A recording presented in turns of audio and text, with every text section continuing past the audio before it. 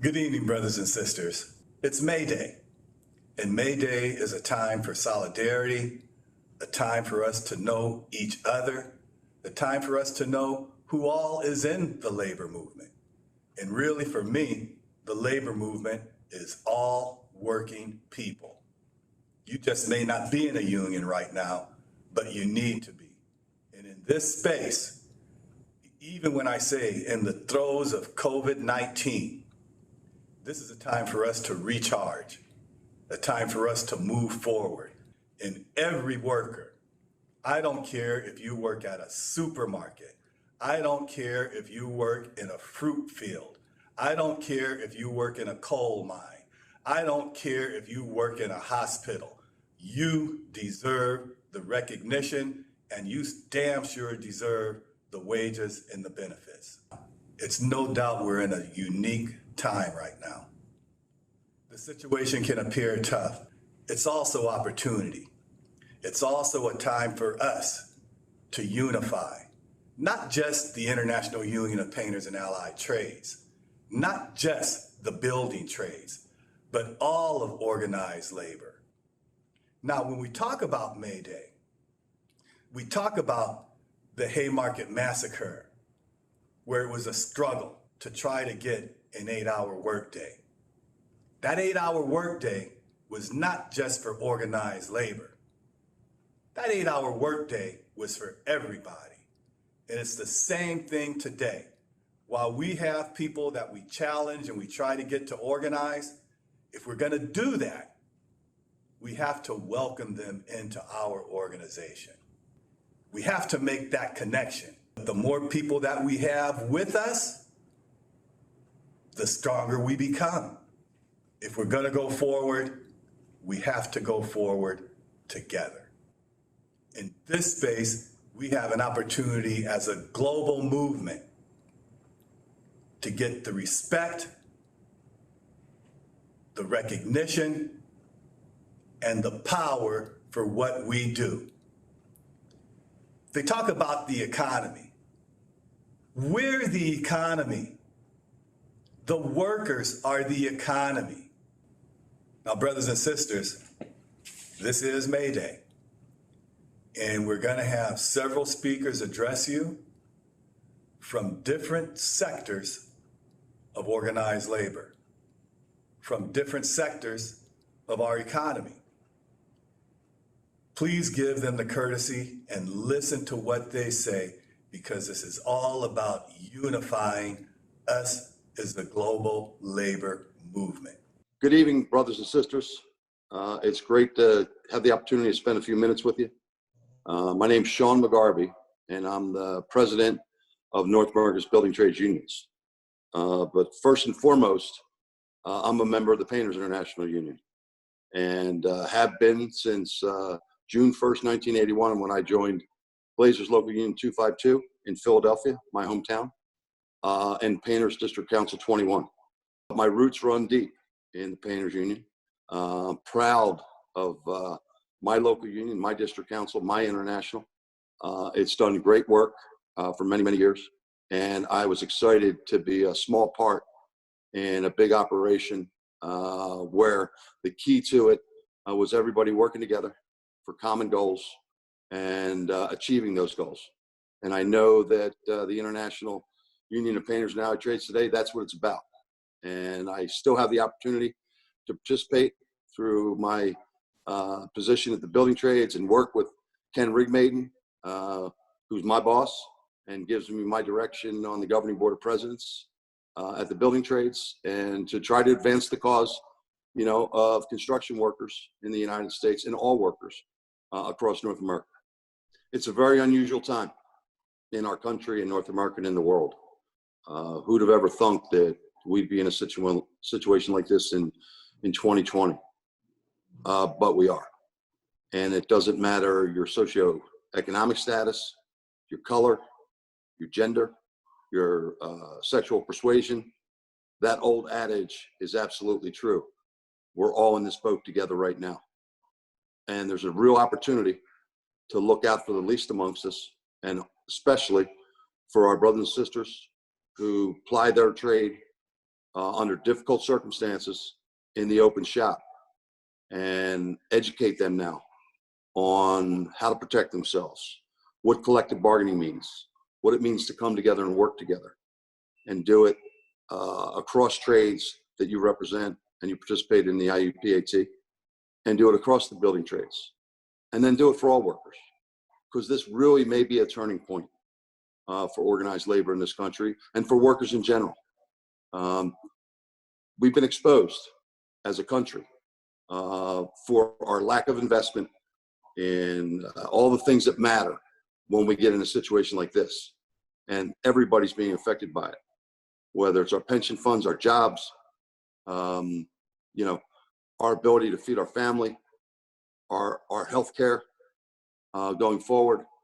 Everything's exposed. We've been fortunate. We worked hard, joined an organization, and participated to achieve those benefits. But there's a gigantic amount of people in this country who've never had that opportunity. And now's the time to reach out and help them understand how much better their life can be if they get together with us, join together, fight together, organize together, collectively bargain together for all workers that toil in North America. Hope you have a good evening this evening and get a lot of value out of this content. And one thing I learned from the time I was a young apprentice, and it hasn't changed in almost 40 years, you get out of an organization what you put into it. It's more than just paying dues. If you want to be successful, you got to be there when the bell rings, you got to participate, and you have to make sure that you're looking out for your brothers and sisters, not just in the painters union, but the open shop, painters, glazers, drywall finishers out there who need a helping hand and need to be shown the way, and everybody across the building trades and construction industry. So have a great evening and enjoy the program.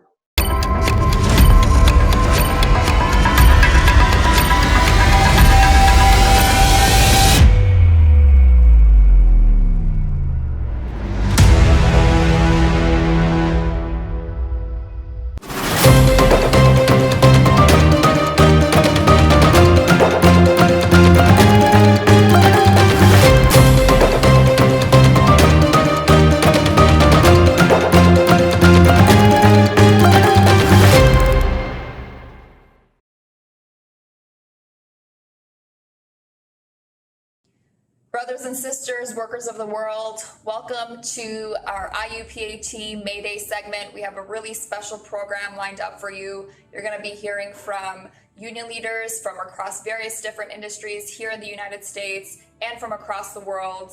I got here with me Jimmy Williams, our General Vice President here at the IUPAT, and we have a lot to cover. We're going to be talking about what it means to have working class solidarity, but also some of the real issues that our members are facing right now during this global pandemic. Some of our broader campaigns around PPG and Skanska. We're going to hear from economist Richard Wolff. So let's get right into it. Jimmy, do you want to kick us off? Yeah, sure. As today being a day to celebrate the gains that workers have made, and just in general to celebrate, workers and coming together across all sectors, we really do have to lift up today the importance of our work and pay some respect to where we've come as a movement and as a union, and the struggles that are faced with now in this current pandemic are just raising the bar for us as a union to try to meet, because workers are being attacked across the globe, across all sectors, and the virus that we're dealing with and the pandemic that we're dealing with is just bringing to light all of the issues that were already at the center prior to this pandemic. The fact that our workers need protections on the job, the fact that all workers need access to health care, all workers need access to secure retirements, all workers, regardless of sector, need to come together and bargain for better wages, better working conditions. And this pandemic has exposed so many things that have been wrong with our economy, so many things with the way workers have been treated. And this moment provides an opportunity for us to do things differently. And as a union here at the IUPAT, we want to be fighting for all the workers in our industry, not just our members, We need to be growing. We need to be organizing like we never did before, because if we don't take out the opportunity to grow forward, then we're going to miss it. There's been moments in our history where, when coming together has given us the strength to provide for our membership the things that are necessary, like healthcare, like collective bargaining, like our pensions. If we don't take this opportunity now to expand that to the entire workforce in our industry, we're going to miss it. And first, we're going to hear from economist Richard Wolff, who really is going to take some time to show how a lot of what we're dealing with right now is just a continuation of problems that have existed in our economy for years, and that this is just bringing things to light. So with that, we'll roll the tape of Richard Wolff.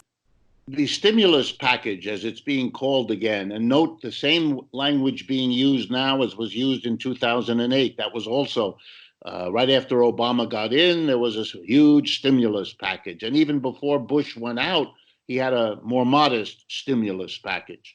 The problem is you can't imagine this as a mere question of stimulating something that has gotten bogged down. Everything has shut down. Every little enterprise, mom and pop, whatever it is that mom and pop are doing, or a small group, those folks hire workers, and those folks have to serve whoever hires them to do the work. That whole system is now broken down. There's not going to be building the way there was, because the demand for that isn't there. And the supply can't be organized, because you can't have large groups of people in a situation that is dangerous, physically dangerous in their health. And you have to work around that. And we haven't figured out, because we have no plan and the Congress has no plan, how are you going to work at a distance? How are you going to function? What kind of building and construction will be needed to handle those conditions at work? Not just for building the building, but for occupying the building, for doing whatever was going to be done in that building that is being prepared, built, painted, and so on. All of these things could have been worked out. Like this virus, by the way, it's not going to go away, even if the worst of it is past in a month or two, which is what everybody hopes. It can come back. It has done that in the past. You're going to have to make real basic adjustments. You're going to have to help people across the period of adjustment. That has not been done. And this proposal in Congress does not go very far. I mean, imagine how much help you're going to get if you get $1,200 check in the mail. I mean, I know it's nice, but that does not solve your problem, my problem, your industry's problem. We need a much more comprehensive change. And that can't be done by relying on each individual worker. And it can't be done, to be fair, to rely on each individual employer. Many employers are small and medium businesses. This is not a problem that they can solve. You can get angry at them, but it doesn't really change the situation. If they lay you off, if they don't buy from you, that's because they can't in turn function in this system either. And a short-term loan, leaving them with a debt at the end of a period when they haven't earned anything, that's no solution. And that suggests to me that we need the injection, if you like, of some realism, and that has to come from the bottom, from the little businesses, from the medium businesses, and above all from the workers, who are the majority, saying, no, no, no, we need real solutions, not another stimulus that front loads the folks at the top. And the corporate leaders will use that money in whatever way they choose. For those of you not familiar, let me simply remind you, in the last 12 years, that unspeakable amounts of money were thrown at the biggest corporations, bailed out in 2008 and in 2009 and even into 2010.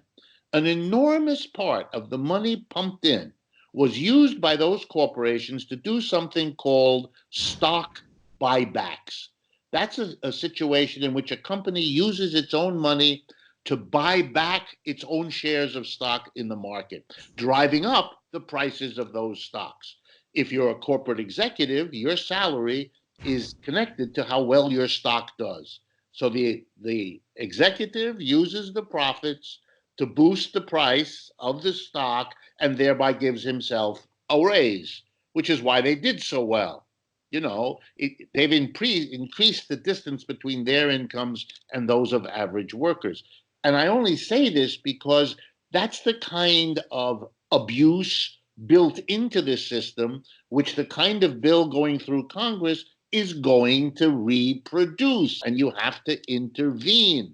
You have to redesign what the work is that gets done, how it gets done, and how we're going to make sure that the mass of the people have the jobs and the incomes they need to reorganize the economy. What you're getting instead is throwing some money at the people at the bottom, enough to keep them quiet. Here's a check.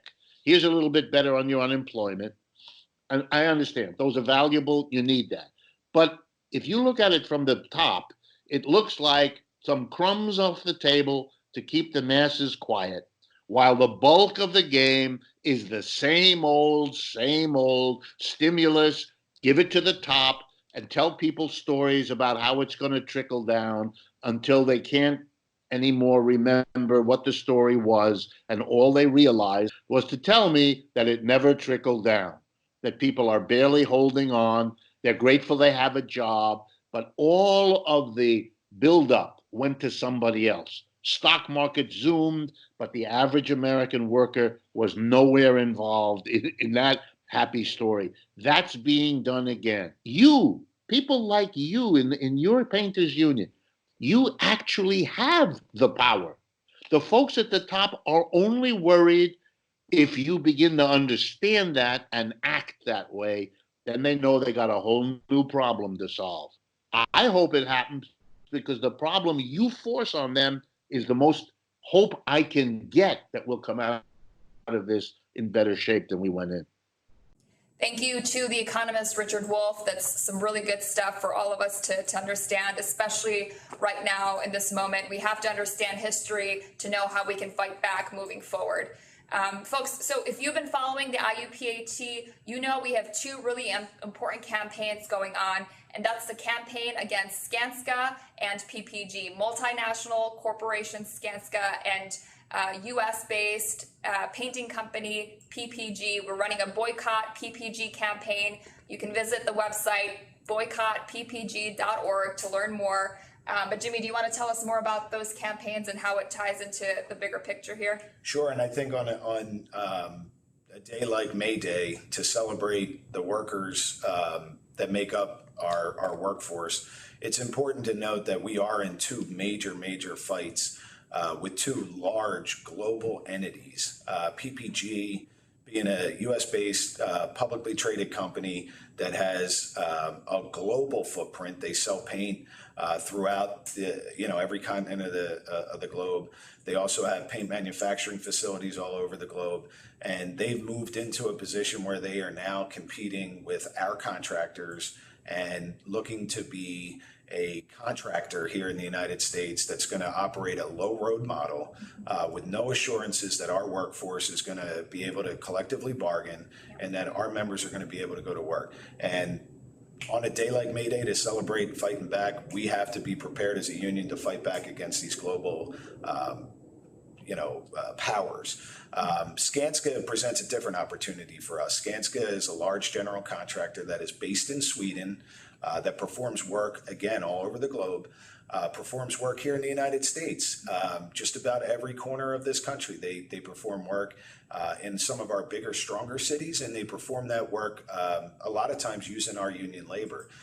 And in other instances, though, they choose to use a low road model, specifically down in the South, specifically where workers have been put at risk. Skanska has been operating both ways, both union up in the north and using a low road model down south. And to the point in Florida, on the I-4 project, 5 people lost their lives going to work constructing the I-4 highway. In Nashville, Tennessee, we had over 100 drywallers walk off of a job site because they had their wages stolen, because Skanska hired an unresponsible contractor. And we are tired of it, and we're ready to push back. We have allies in this fight. We have allies with the other trades here in the United States, And we also have allies globally with other unions across the globe. And it's important that we as a union connect with other unions that are fighting and pushing back. We have a message of solidarity that we want to play from some of our global leaders. We're going to hear from Johan Lindholm, who is the Swedish president of the building trades. And we're going to also hear from Jerry Swain, who is a leader within the Unite the UK, which is our brothers and sisters in the UK. I'd like to send fraternal greetings to our brothers and sisters with Iupat in the US. It's now May Day and we are facing a pandemic that none of us have ever seen before. The effects on working people in our various countries are beyond what we could have imagined just a few short months ago. It is when struggle comes that trade unions come to the forefront, and now more than any other time, trade unions are required to protect the interests of working people. We are so pleased in Unite that we have built a strong working relationship with our brothers and sisters in America, and we will continue to promote that. We have worked together with Iupat and Big Nags from Sweden in exposing some of the scandalous behaviour of Skanska. You have seen deaths on your I-4 roadworks in Florida. We have seen ourselves barred from major construction projects in the UK by Skanska. Yet they still continue to behave as if they had some moral high ground. Working together, we will defeat them. But we will also have to work together to ensure that workers do not pick up the bill for this pandemic. We need to ensure that workers' rights are protected.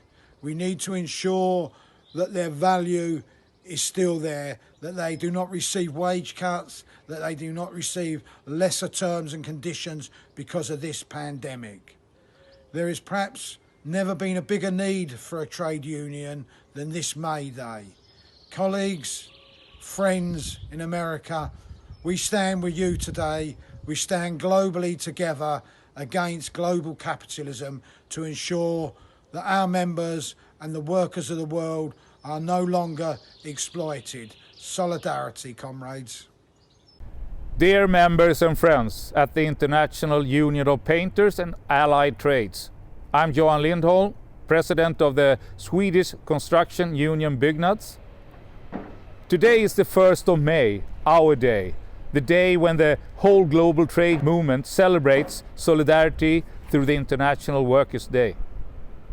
We're all facing an extreme time in history, and we are globally deeply affected by the pandemic, both in our working life as well as in our private life. The measurements that governments have taken, ranging from lockdowns, social distancing, to shutting down non-essential industries, are especially challenging for our trade union work, which, by its very nature, is about bringing people together. We are all continuing to do everything that is possible to support our members around the world. We are all giving our members the support they need in the current crisis, and we continue to keep each other updated on the development and best practices to safeguard our members over the national borders. None of us are alone, and we need to continue to stay connected and support each other. The pandemic has no borders, and now should we in the global union movement. The capital is global, and the multinational companies and governments must do their utmost to protect workers in all countries and sectors. But they will not do it without us putting some fire under their feet. Our fire is growing, and we have come far with developing a strategic cooperation and joint action between Swedish and US construction unions, and your union and membership has been instrumental in taking the lead to develop our cooperation and fight against global capital that doesn't respect fundamental trade union and other human rights. Together, Through our global union, Building and Woodworkers International, we reach out to all corners of the world. Together with BWI and its affiliates, we collect information and best practices that help us all in combating bad practices and attacks on our members. Together we can force companies and government to secure income and safe working conditions for our members. Through our websites, Facebook and other social platforms, we all can learn and support each other digitally to secure and hold the companies and the governments accountable for decent, safe and healthy working conditions.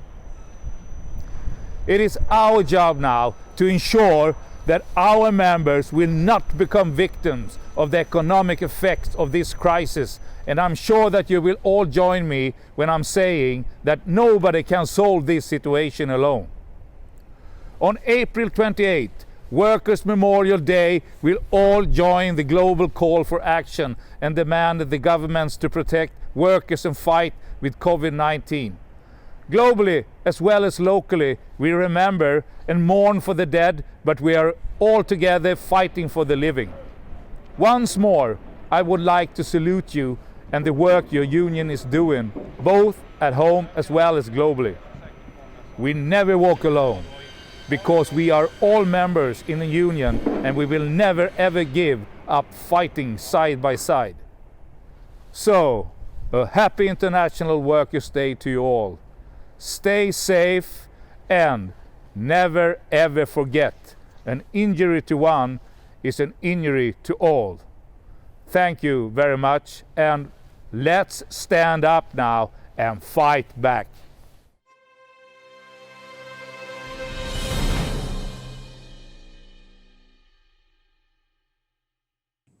Thank you so much to Jerry and Johan for standing with us in our fight with Skanska and for your international solidarity message.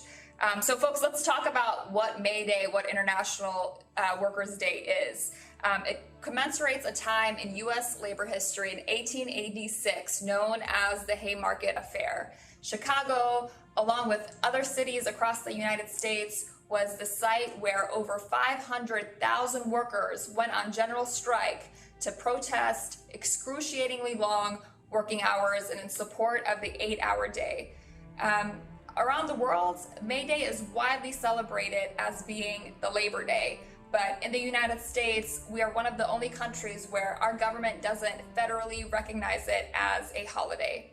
And there's a reason for that. In 1958, President Eisenhower signed a resolution shifting Labor Day to September, to the fall, which is what we know it to be today.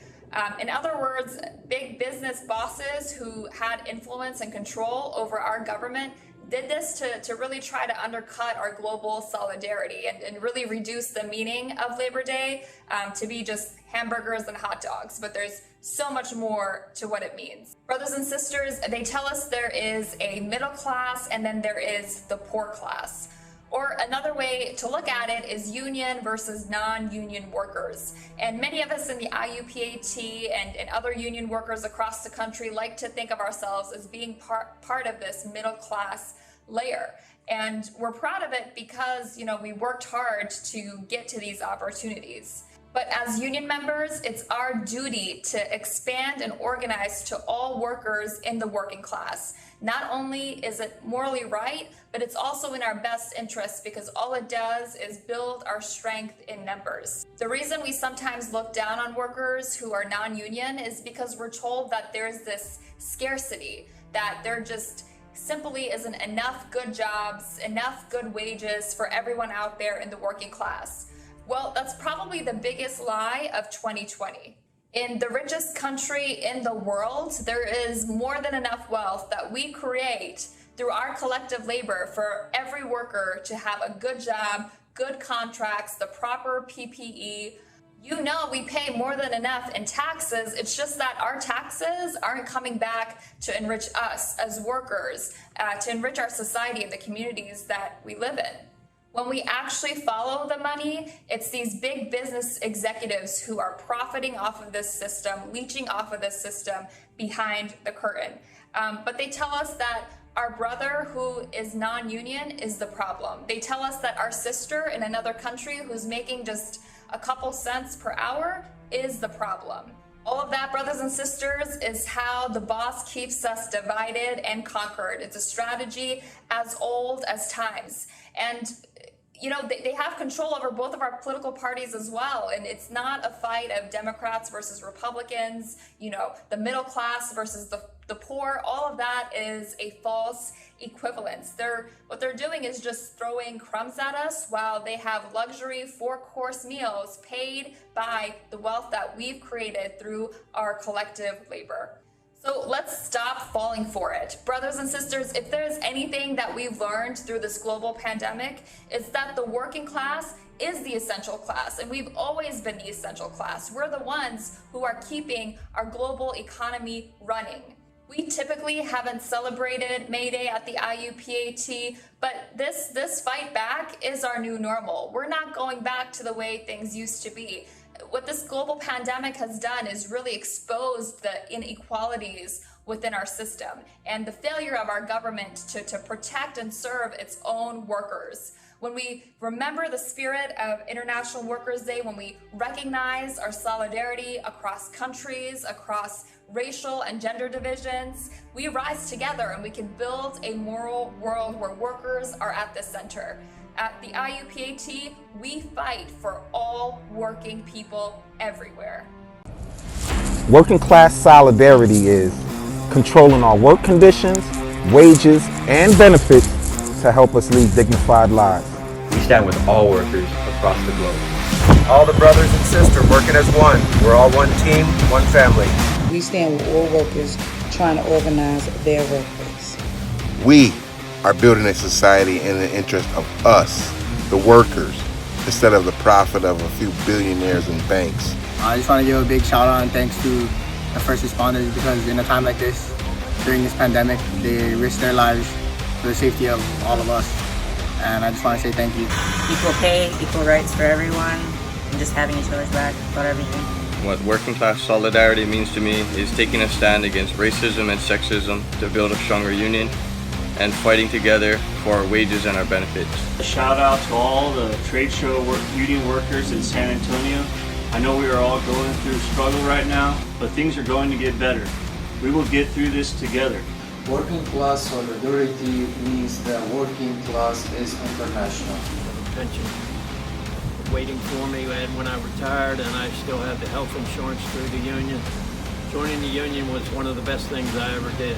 Working class solidarity means fighting for a better world and dignified life for all workers. It's helping all workers organize their workplaces. It's not trusting one another, because the work we do can be dangerous, and we need to trust each other. Fighting for a better world and a dignified life for all workers. What union solidarity means to me is that we stand together in the face of adversity. We challenge sexism and racism to build our union. Taking care of one another. Working alongside my union brothers and sisters as equals for a wage and benefits package that guarantees I have a future. Unions and working people fighting together for a better living wage, better health care for them and their families, and to make America a better place. Opportunity and hope as a Latino coming from another country. We don't leave no worker behind. No workers behind. We don't leave any worker behind. That was really powerful. Thank you to all of our union members from across the country for submitting their video clips. Folks, next up, Jimmy and I had the chance to sit down with various different union leaders from across different industries here in the United States. And we wanted to ask them about what their own members are facing in this moment of a global pandemic and what their message is for you, their message of solidarity here on International Workers' Day. So let's go ahead and give it a listen. My name is Dee Taylor. I'm with Unite Here International Union. We represent hotels, casinos, food service workers, cafeteria workers, stadium workers throughout the United States and Canada.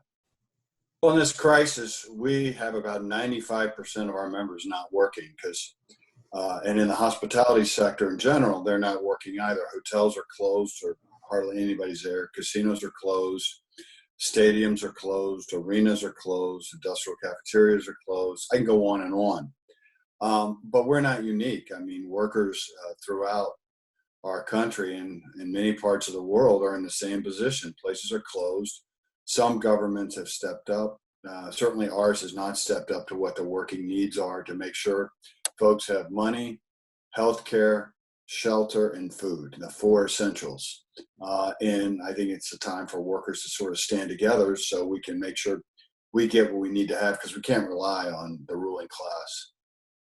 The state unemployment system is a joke, and I think it's set up deliberately not to get people unemployment. So, for example, in the state of Florida, we have a large hotel that closed. They just closed. The state denied 40% of the unemployment claims. Out of the 1.5 million claims put in, as of last week, they had only processed 40,000. They are trying to starve people back to work on the reopening, and so they're denying people unemployment deliberately. We are going to insist upon certain protocols in our industry because they're so reliant on the guests and the public. If certain employers don't step up or governments don't step up, we're going to scream loud about it. And frankly, we're going to try everything in our power to get employers and governments to do the right thing. Do we expect that easily? No. I think they will say a lot of stuff, but whether they do it is a different story. Actions speak a lot louder than words. The thing that the boss always wants and the business community always wants is us to be divided, whether it's public sector and private sector, building trades and non-building trades. That all just works for the boss. In this day and age, in this crisis, which is really a depression, if we don't stand together, we're just going to die separately. We have a proud history in this country, but one of the dark sides in this country is we always go after the last people who get to this country. And in fact, if you've looked at the revival of the labor movement when it has risen up, it's always been the combination of those who were native born here, but recent immigrants. We saw that with the Irish. We saw it with the Eastern European Jews. We saw that with the Italians. Well, it's no different, this new wave of immigration that's occurred, whether they're from Latin America, Asia, Africa, it doesn't matter. When you're dealing with the boss, if we divide ourselves up, we've just done the work of the boss as compared to work for ourselves. I do look back at history. I look back at the Great Depression, because this is where we're going to be. And we can either get in our shell and try to just protect what we have, or, I have a saying, go big or go home.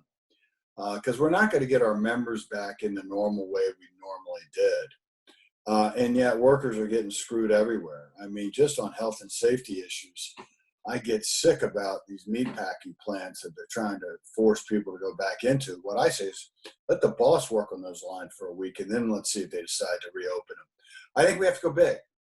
I think we have to get out of the shell of just the National Labor Relations Act. I think we have to get out of the shell of, well, this is how it was done in the past. That won't work. And I think it's a moment, much like during the Great Depression, where we appeal to a much broader sense of workers who know they've gotten screwed in the pocketbook.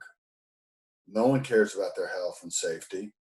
No one really cares whether they have health care or not. And I think the labor movement has to be the answer to that and lead that, and not sort of go into a shell and just talk about the members we have. We got to protect them. We do have to protect them, but we've got to go out much broader. Now, May Day originated in Chicago through, I think it was a strike where several people were killed. And they then moved it to September to sort of mitigate the militancy, et cetera, and make it more like just a long weekend.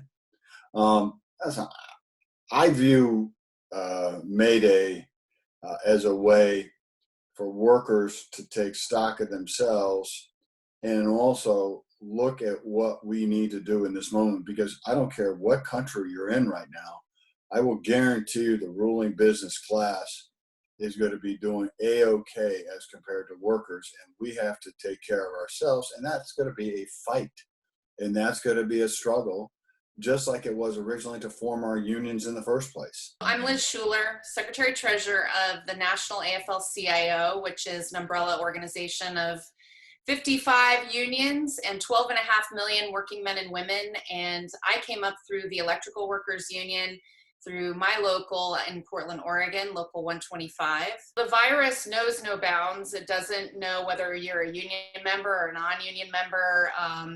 Like we say in the labor movement all the time, an injury to one is an injury to all. Particularly when it comes to safety, I think about, you know, there's nothing more employers would like to do than to be able to cut corners and get away with murder. That's what we do as the union movement, is to make sure that employers are following the rules. And if you see one sector safety violations happening where they're not getting protective equipment and what they need on the job to stay safe, that's inevitably going to ripple across other sectors and other industries. And so I think the pressure then starts this downward spiral, right, where it's a race to the bottom. And so I think the point is that we need to fight together, stand together, exercise our voices, and really stand in solidarity with one another to rewrite the rules of the economy in all sectors. May Day is International Workers' Day, and we celebrate Labor Day in the US in the fall, but most of the world celebrates it on May 1st.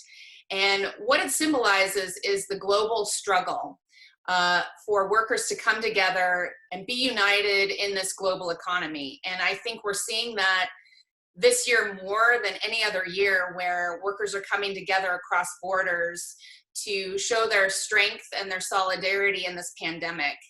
And if there's anything that I've taken from this crisis, is that there have been cracks in the system that have been below the surface for a very long time that are now being exposed. Whether that's the precarity of jobs and how a lot of working people are piecing together gig employment, whether it's the pressure on wages and continuing to have health care and retirement security in our jobs, or, you know, the notion that the 1% is taking away all of the capital in our country. And we're seeing that through some of the programs that are going out the door to help employers, where the big capital is lining up at the trough and taking away protection and assistance from small businesses. And so I think that more than ever, we need to join together as workers throughout the world. We need a new social compact that actually ensures that working people have what they need: decent wages, health care, safety protections on the job. And so this May Day, I hope that we join arm in arm with our sisters and brothers throughout the world and make sure that when we write the rules of the economy in these next congressional packages, that we're writing them with workers first. We cannot let this moment pass us by when working people end up going back to work and the curve has been flattened and hopefully the economy reopens. We can't let this moment pass by where we have momentum. Workers are being seen, the work is being valued and appreciated unlike ever before, and we have the public on our side. How can we use this as an organizing opportunity to open our arms wider than ever and get more working people to join our ranks and connect unions to this notion of having a voice on the job and getting what we need in terms of our economic security and our safety. So I hope that this is a lesson for the labor movement, that we can organize in new and different ways, and that we have an opportunity to really grow our ranks, and our movement will become even more powerful. May Day greetings to your president, Ken Rigmaiden, and all the wonderful 160,000 proud members of IUPAT. I'm Mark Dimmenstein, president of the American Postal Workers Union. We have 4 unions within the post office. We represent about 200,000 very proud and very courageous postal workers, because we're essential workers on the front lines in this terrible and dangerous times for workers here and workers around the world. But we're dedicated to our mission of binding the country together, getting needed medicine into people's homes, vital supplies, medical information, pension checks, stimulus checks, and so on and so forth. So You know, postal workers, like many of us, were taken for granted in ordinary times, but in this time of crisis, there is a new appreciation, I think, for all essential workers. But of course, we, like your union, insist and demand that our workers are protected as we carry out the work. And that's been a lot of our fight in this period. But we also have an underlying huge fight, and that is the fight to make sure the public postal service remains just that, in the hands of the people. We have an administration that has been on a warpath to try to privatize, meaning sell off the public post office to private corporations. So it would become an entity that, rather than serve the people and belong to the people, it would be an entity that enriches a few companies. And unfortunately and shamefully, this administration is using this COVID crisis to try to achieve those ends. But what's happening is this economic crisis has caused a precipitous drop in mail and mail volume and mail revenue. And since it's non-taxpayer funded, the revenue has to be enough to let us accomplish to you the wonderful mission, what we call the universal service standard, the universal service mandate, where we go to every address, no matter who we are, where we live, 6 days a week and sometimes 7 days a week.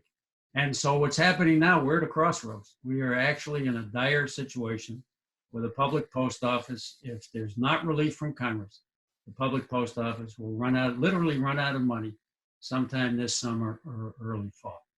And so we need Congress to step up and make sure that there's relief. Not more loans, not more debt, genuine relief. This huge stimulus package of the $2.2 trillion, $500 billion went to private corporations.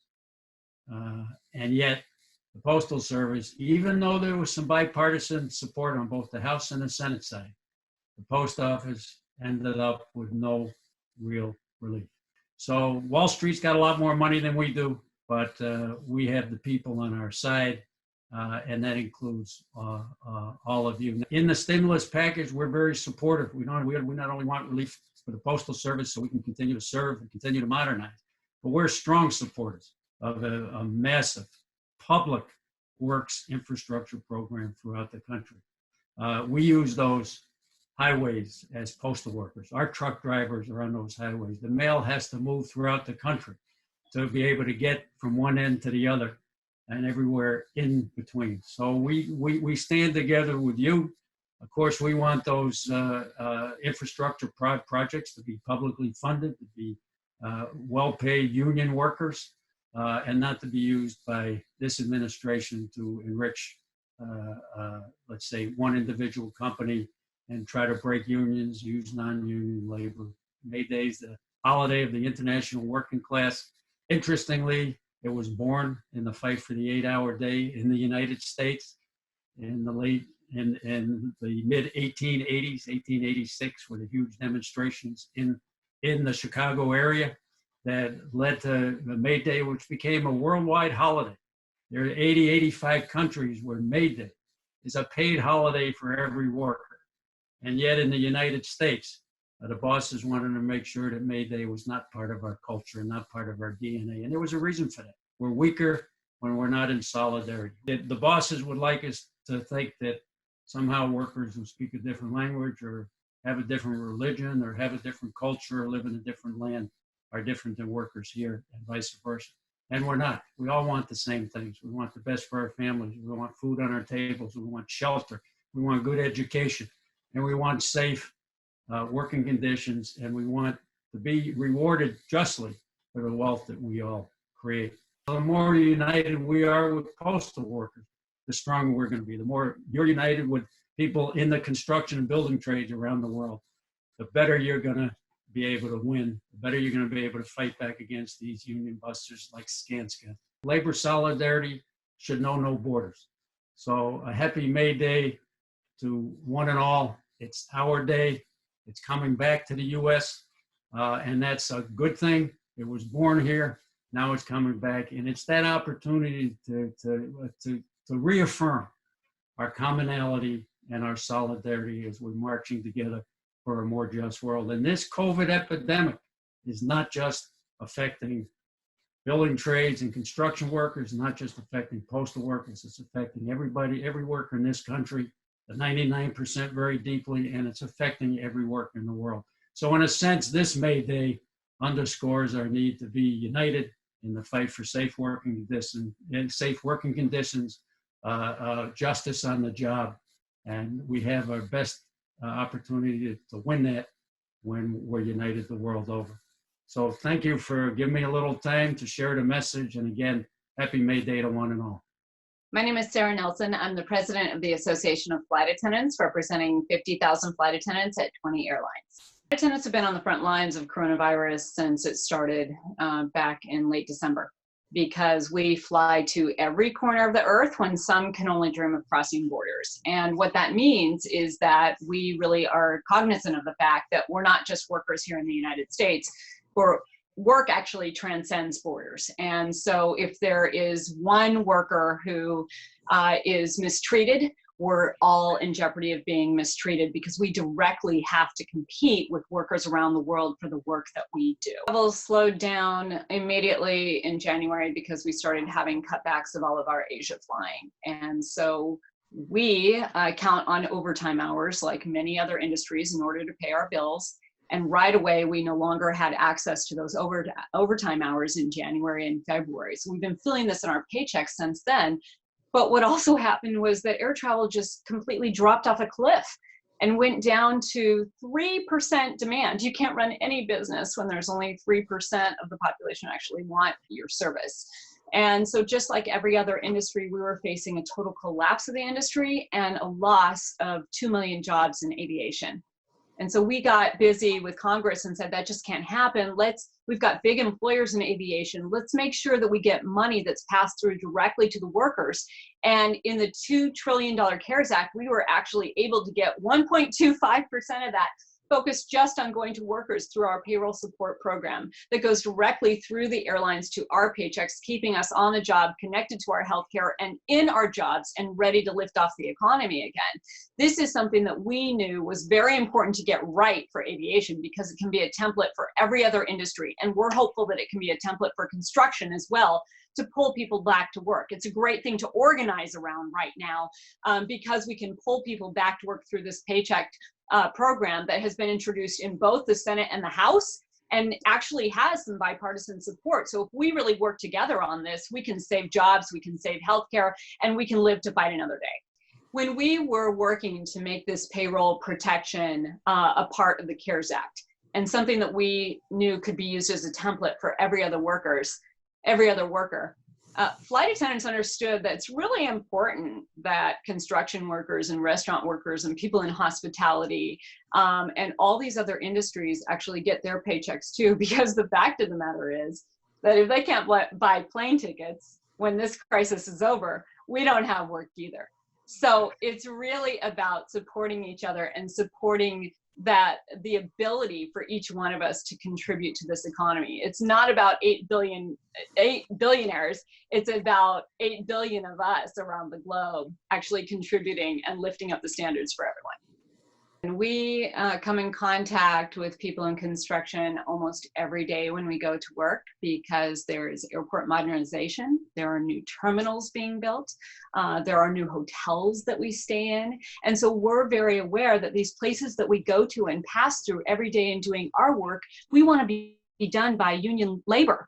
We're going to be safer, we know that, if this is constructed by union labor with project labor agreements. And so it's important to us to hear about when you're fighting for those, because quite frankly, I don't want to walk into an airport that wasn't constructed with union labor. We know it's going to be safer, it's going to be better built, it's going to last longer, and it's going to perform better. And we know that that's because of the work that you do. So we have our natural allies and ready to stand up and walk a picket line anytime with you for good agreements that support good union jobs and help us organize better around union contracts so that we can raise the standards for everyone. That's really what it's all about. There really are no borders on work. And if work can be exploited in one place, it can be exploited everywhere.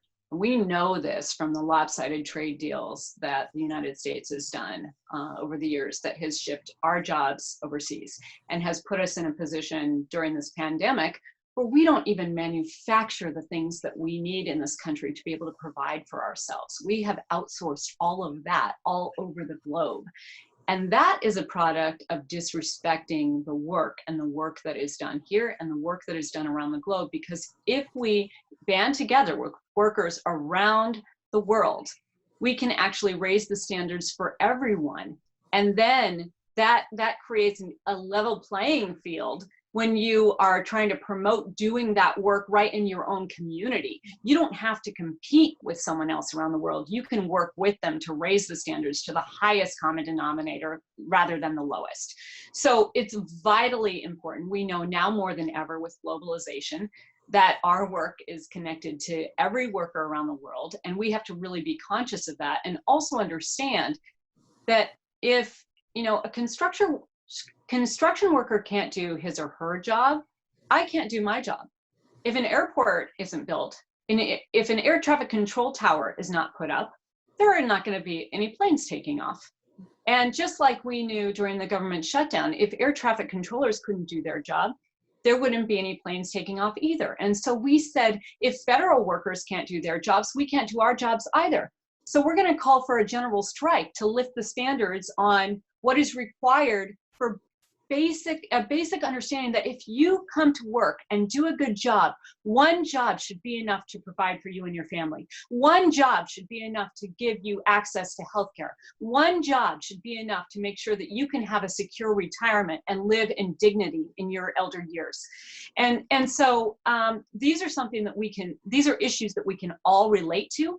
And if we let those standards slip in any other industry for any other worker, we're all in jeopardy. But if we think about how we are so interwoven together as workers, we can actually think about how we raise the standards for everyone because we understand that all work has dignity. And when we understand that we create all the value in this world and we have the right to capture it. And we're going to stand together to do that. There is nothing that is going to stop us. And we're going to stop this backward slide into incredible inequality and start to make this world about a world for the people who live in it, all people who live in it. My name is Yari Osorio. I am a paramedic with the fire department in New York City, and I am part of ASME DC 37, District Council 37, Local 2507.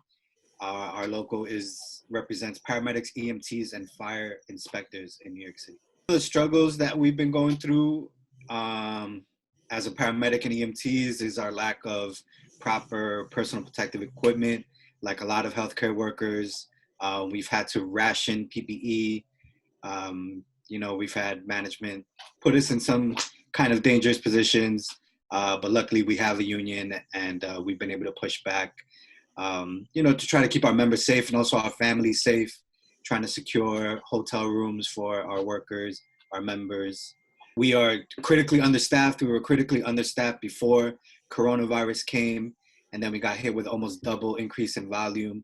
So we have to push to make sure that we are at proper staffing levels. And that takes pay parity. We are fighting for pay parity in our union and with other first responders in New York City. Our union consists of more women and minorities than any other first responders in New York City.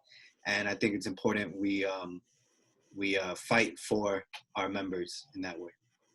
The big thing now is we're still being told we're not allowed to wear an N95 mask, even though our patient tells us that they have, that they tested positive for COVID-19. We're only allowed to wear a surgical mask. Our union has told us to directly disobey that order, which is a great thing. So a lot of us are disobeying that order. But it's a tense situation. We're out there putting ourselves in danger and our families in danger if we bring this virus back home.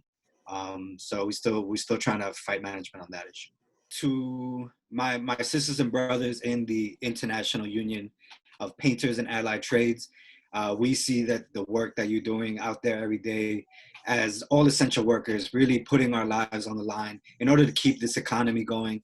It's workers like you guys that make sure that behind the scenes, everything is already set for people like me to get in motion.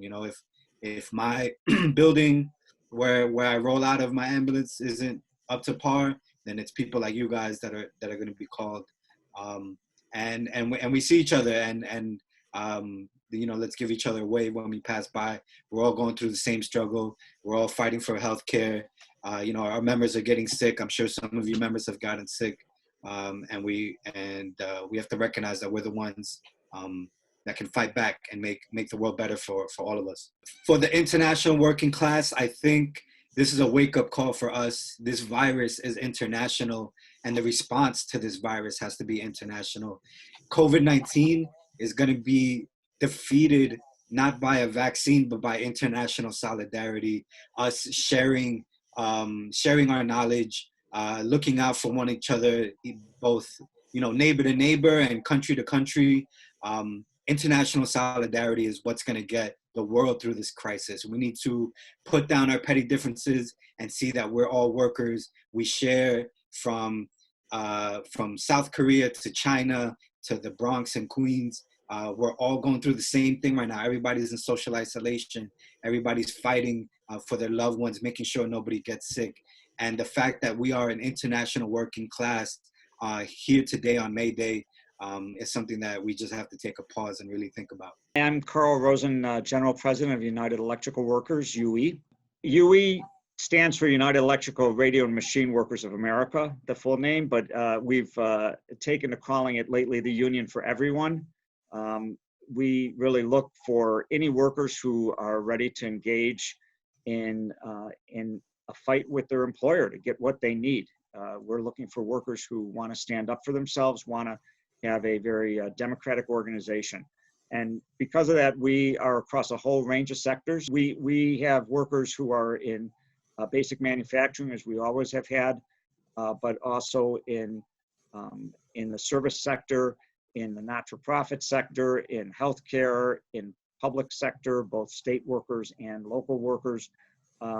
We have government subcontractors. Really, it runs the gamut. It's workers who want to organize to fight the boss to improve their conditions. We're finding right now that a number of our members are laid off. Most of them are eligible for and collecting unemployment, and thanks to the bill that passed, they're actually getting a decent amount there. The bigger issue for our laid off members is health insurance, and some employers we've managed to get to continue it, but others are not.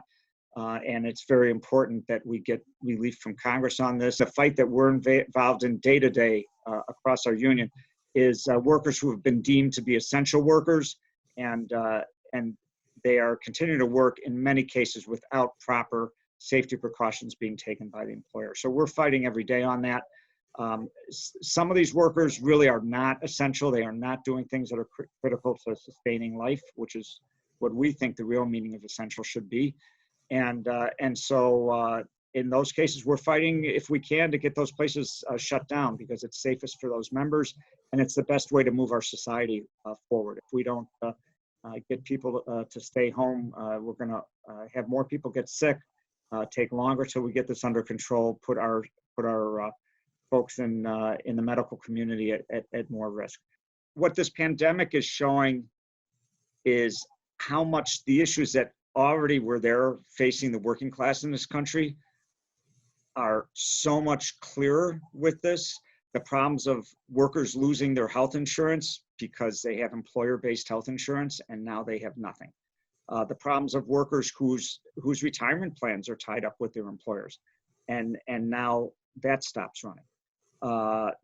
These are things that we can only resolve as a society, not as individual unions. We need to have a universal healthcare program that covers everyone in this country, regardless of where you're working or whether you're working. And frankly, we need to be looking that direction ultimately with regards to retirement. Our union is on record that we would like to see Social Security doubled and then not have to have reliance on private insurance, not have to rely on 401k plans, which so many workers have been forced into, which are, absolutely abysmal at a time like this, obviously. So those are big changes that we need to tackle as a society.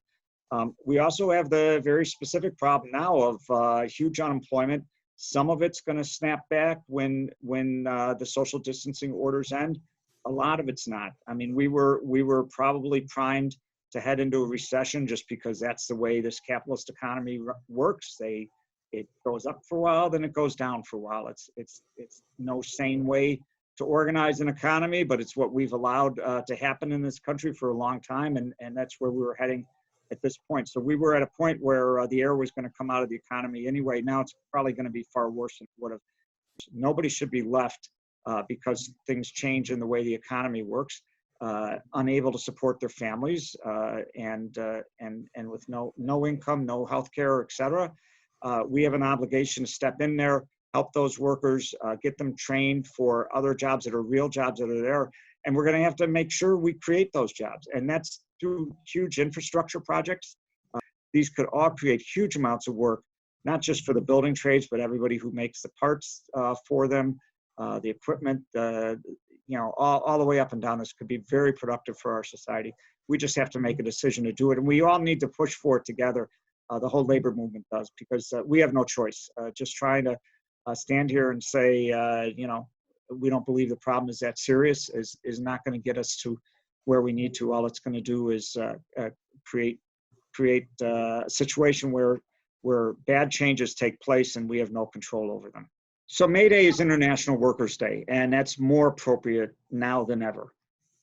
This pandemic has no boundaries. It doesn't know any borders. Just like most of the corporations that we work for now, they don't know any borders. The working class in the US has far more common interests with the working class in other countries than it does with our employers. Our employers don't have loyalty to this country or to any country. Their loyalty is to making money, and that's it. International Workers' Day is about solidarity across borders, across countries, across everywhere between workers, and understanding that an injury to one is an injury to all. And so it's more important than ever that workers stand together on this International Workers' Day. I'm International President John Costa, and I represent the Amalgamated Transit Union. Our members are faced with not having the luxury of working from home. They're essential. I have 32 members that have passed away as of today. I have close to 1,000 that are infected and show positive. And I also have over 3,000 that are quarantined. And in our business with the ATU, we're not just bus drivers, we're not just train operators, we're maintenance, we're mechanics, we're clerical, and our members are over 200,000, and not only in this country, but also in Canada that are facing the same. And those 32 people, my members, those loved ones, fathers, mothers, brothers and sisters aren't here today, and I believe we could have saved more lives if we weren't lied to, but I do believe it wasn't for our union and our movement and all the unions that pulled together, because I could tell you there were differences with some of our unions, and this pandemic even changed that, where we knew to take the personalities and not make this personal, but make this about our members, and with numbers we would rise and make an effect. So with our union and standing behind the union, we managed to get a stimulus package, which stopped a lot of layoffs in our business. And let me tell you, that's what the movement was started with. It was started about safety. It started about, workers losing their lives and losing their arms because there were no protections, and we were treated like meat, and we were just bodies. And the movement changed that. And I saw this pandemic bring our unions together and bring our members together. Your union is only as strong as the members make it. And if you stand behind your leadership, and government knows you're behind them, and the agencies and the managers and the companies knows you're behind them, you're going to be more powerful, and you're going to get a lot more done to save our lives, keep our benefits. And more than ever, we're going to need that, because many of our companies are going to take advantage of this pandemic out of greed and try to do things that they couldn't do before. They're going to try to establish by going after either our benefits and our pensions and our wages to try to use this pandemic and this economy and call us greedy, but no, they're the greedy ones. And shame on us if we let that happen. And I just will end there and just wish everybody out there to be safe. And hopefully we're going to get through this soon, and we'll look back at this and realize this is a moment in our labor history that labor, we were the ones that made the difference. So as you can see, brothers and sisters, we're not alone in this fight. Hearing those messages of what other unions and what other union members and what their leadership is going through, it's powerful. And there's power in uniting with other unions. There's power in uniting together. And that message was so strong to hear from all those labor leaders that are there for us, number one, and number two, we have to commit to being there for them in their fights going forward too, because they're one and the same. That's right. Thanks to all the labor leaders tonight and our rank and file members, and thanks to everybody who took the time to send a message of solidarity tonight. And thank you to the membership that's listening.